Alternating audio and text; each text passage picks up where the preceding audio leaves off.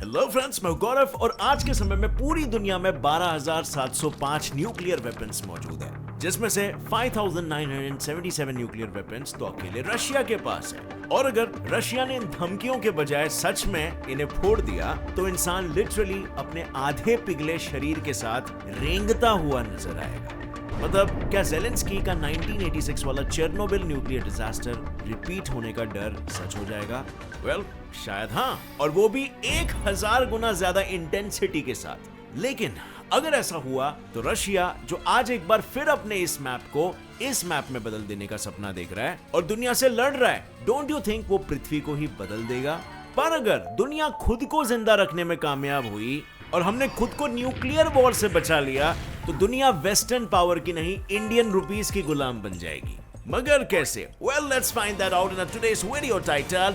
What will be the impact of the Russian-Ukraine war on Earth?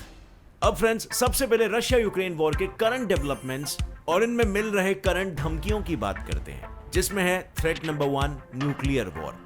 अप्रैल 1986 में हुआ Chernobyl nuclear plant incident कितना खौफनाक था, इसकी गवाही पिछले 30 सालों से रेडियो एक्टिव वेस्ट की क्लीनिंग देती है, जिसके बावजूद यूक्रेन को उस तबाही के नामो निशान को पूरी तरह मिटाने के लिए 50 साल और लगेंगे। पर ऐसी ही एक तबाही पिछले दिनों एक बार फिर होते होते बची है, जहां रशिया की लगातार बॉम्बिंग की वजह से यूरोप के largest Zaporizhzhia nuclear power station के पास आग लग गई थी, जो अगर भूल से भी इस प्लांट में अगर लग जाती ना तो 1986 से भी डरावना धमाका होता और सिर्फ यूक्रेन ही नहीं, कई यूरोपियन कंट्रीज इसकी आग में झुलसने से खुद को बचा नहीं पाती। हालांकि दुनिया को सिर्फ इस न्यूक्लियर प्लांट से नहीं, पुतिन के न्यूक्लियर हमले की धमकी से भी बचने की जरूरत है। पर अगर रशिया ने न्यूक्लियर प्लांट या न्यूक्लियर अटैक दोनों हमलों में से एक भी चुना, इस बात की भी पूरी गुंजाइश है कि अमेरिका और ईयू दोनों ही रशिया के साथ न्यूक्लियर वेपन्स का वॉर छोड़ दे, जिससे पूरी दुनिया न्यूक्लियर डिजास्टर्स के चपेट में आ जाएगी। Threat number 2, space war. अगर एक फुटबॉल फील्ड जितना बड़ा स्पेस स्टेशन या आसमान में चक्कर काटने वाला सैटेलाइट किसी रोज मिसाइल की तरह आपके देश में गिर गया तो क्या होगा? तो जो तबाही होगी उसका मंजर काफी डेडली होगा, यानी चारों तरफ लोग जान बचाकर भागते हुए नजर आएंगे। उनकी चीखें और चारों तरफ फैली लाशें देखकर शायद आपकी रूह कांप जाए। और रशिया से बेहतर इस बात को कौन समझ सकता है, जिसने आईएसएस को यूएस और ईयू पर गिराने की धमकी दी और जिससे यूएस सैटेलाइट्स को टेल करने का मकसद भी सैटेलाइट्स और उनके देशों की तबाही ही है। पर यह तबाही अकेले नहीं, पर अपने साथ वर्ल्ड वॉर 3 भी लेकर आई, जो ना सिर्फ यूएस, ईयू, रशिया बल्कि दुनिया भर के देशों को तबाह कर देगा। Threat number 3, collision of economy. आज हमारा इंडिया रशिया से 2.3% ऑयल इंपोर्ट करता है, यानी रशिया पर लगने वाले सैंक्शन से इंडिया को डरने की जरूरत नहीं है। पर क्या सच में? क्योंकि ईयू जो रशिया के क्रूड ऑयल पर 40% डिपेंडेंट है, उसे रशिया बैन के बाद यूएस और मिडिल ईस्टर्न कंट्रीज के दरवाजे पर खड़ा होना हो, जहां से हमारा ऑयल इंपोर्ट होता है। यानी basically EU is shifting is equal to Indian supply में खराबी। ऊपर से मिडिल ईस्टर्न कंट्रीज ने ऑयल प्रोडक्शन को इंक्रीज करने से क्लियरली रिफ्यूज भी कर दिया है, जिससे अब तक ऑयल बैरल प्राइसेस में $110 का सर्ज देखने को मिला है, और ये सर्ज इन फ्यूचर ऐसे ही बढ़ते जाएगा, जो डायरेक्टली इन्फ्लेशन को बढ़ाएगा और कंट्रीज की इकोनॉमी को धीरे धीरे पूरी तरह से तोड़ देगा। पर इसमें ज्यादातर चीजों का इंपैक्ट पृथ्वी पर रहने वाले लोगों पर होने वाला है, पृथ्वी पर नहीं, except for the nuclear disaster. So आखिर कैसा होगा वो मंजर जब ये न्यूक्लियर डिजास्टर शुरू होगा? वेल, 30 अक्टूबर 1961 ये वो दिन था जब सोवियट्स ने दुनिया को अपनी ताकत दिखाने के लिए दुनिया का सबसे पावरफुल न्यूक्लियर बॉम्ब द ज़ार बॉम्बा को अपने नोविया ज़ेम्लिया टेस्ट साइट पर ड्रॉप किया। इस ब्लास्ट से उस वक्त इतना इंटेंस आग और हीट जनरेट हुआ कि कहा जाता है करीब 100 किलोमीटर दूर खड़े लोगों तक को 3rd डिग्री बर्न्स का सामना करना पड़ा था, और 9498.5 किलोमीटर के एरिया में मौजूद पूरी जमीन बस एक खाली चलता हुआ बंजर मैदान बनकर रह गया।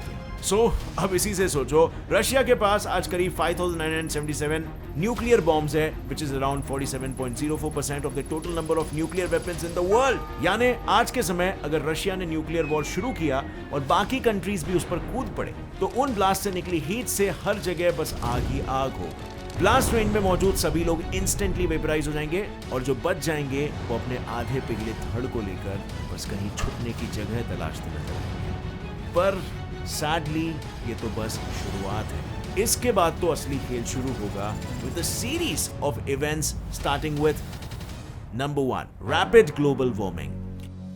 ब्लास्ट और उनके पैदा हुए फॉरेस्ट फायर से पृथ्वी का ऑक्सीजन कंसंट्रेशन तेजी से डिप्लीट होने लगेगा, जिससे आसमान में बस टॉक्सिक गैसेस ही राज करेंगे। अब क्योंकि ये ग्रीन हाउस गैसेस है, पृथ्वी का टेम्परेचर और भी ज्यादा बढ़ने लगेगा और पोलर आइस तेजी से मेल्ट होने लगेगा, leading to sudden rise in the sea level and also acid rain.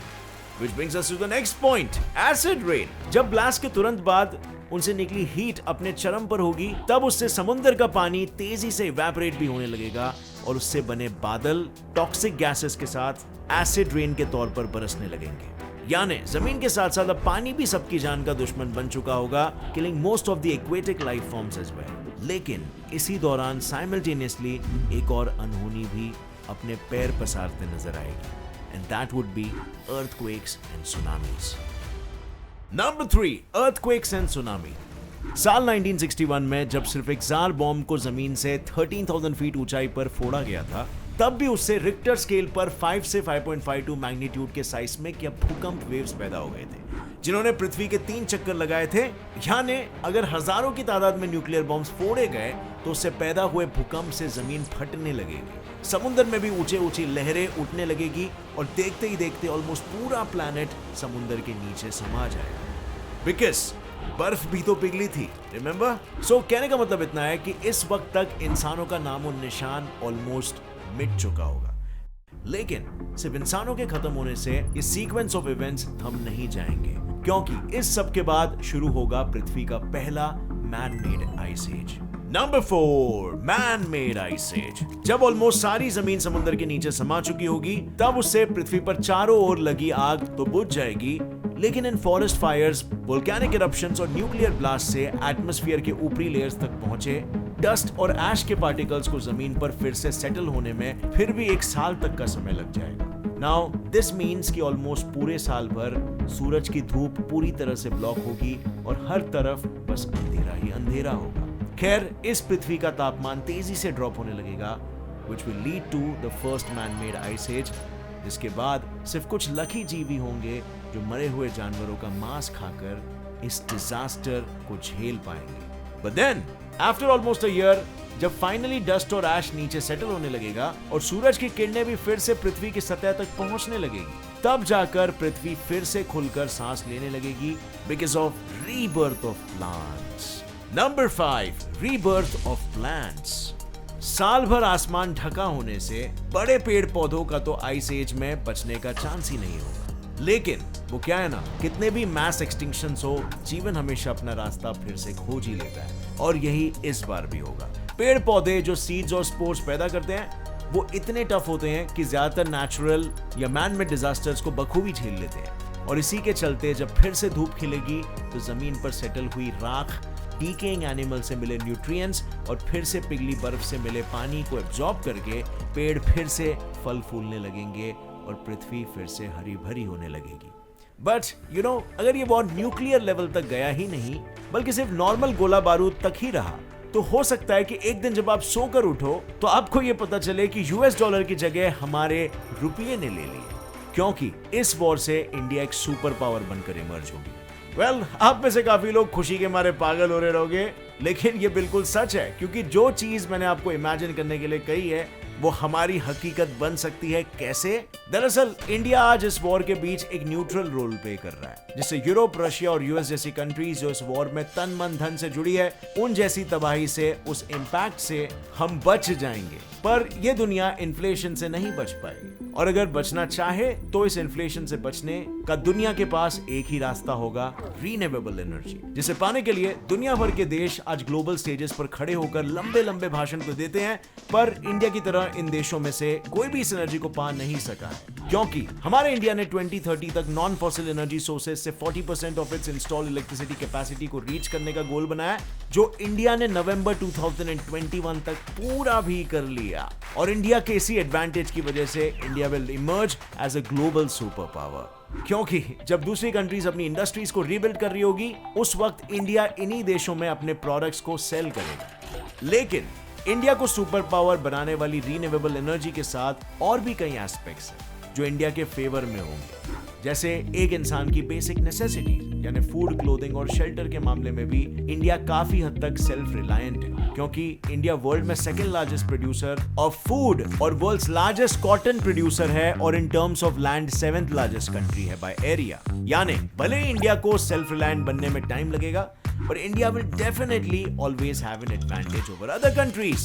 लेकिन सोचने वाली बात यह है कि जिस तरह से इंडस्ट्रियल रेवोल्यूशन के चलते यूरोप ने पूरी दुनिया में पीछे छूट चुके देशों के साथ इंडिया पर अपनी लगाम कस ली थी, हमारे देश इंडिया को गुलामी की जंजीरों में बांध दिया था, क्या इस बार इंडिया उसकी राह चुनेगा और यूरोप को गुलामी की जंजीरों में बांधकर उस पर राज करेगा, या फिर हमारा देश एक सुपर पावर बनने के बाद भी अपने मॉरल वैल्यूज को इंटैक्ट रखेगा?